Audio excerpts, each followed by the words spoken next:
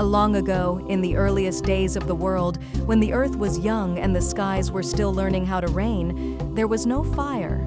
The nights were dark, cold, and full of mystery, and mankind had not yet discovered the secret flame. The people of the earth lived in fear of the night. They cooked no food, for they knew not how. Their lives were ruled by the rhythms of the sun and the moon. They had no light after sundown, no warmth in the cold seasons, and no defense against the wild animals. But far above the earth, beyond the mountains and rivers, lived the gods, the fire spirits, who kept the sacred flame burning. Only they had fire, and they guarded it closely.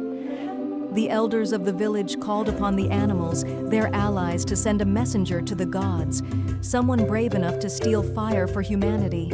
Many were afraid, for the fire spirits were fierce and proud. The hare, known for his speed and wit, volunteered. "I will go," he said, "and bring back the flame." The others cheered, for if anyone could outsmart the gods, it was the hare. Hare journeyed for many days and nights, climbing the fiery mountain where the spirits danced and sang around their eternal flame. Hidden in the shadows, Hare watched, waiting for the perfect moment. One day, while the spirits were feasting and laughing, Hare made his move.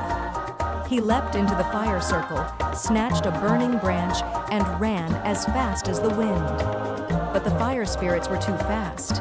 As they neared him, Hare shouted to Tortoise, who had been waiting below, "Take it! Run!"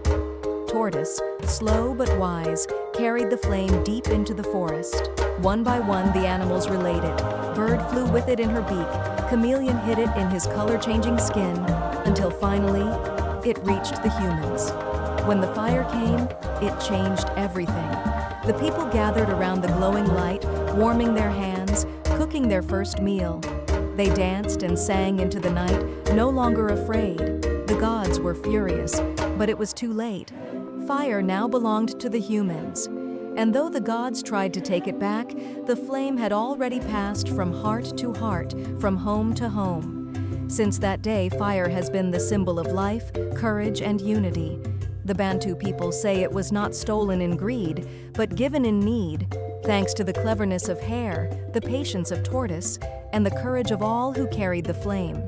And so, we honor the flame.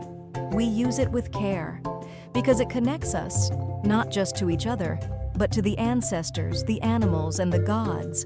That is how fire came to humans. And that is why, even today when we light a fire, we remember the story, we remember the journey, and we remember the flame.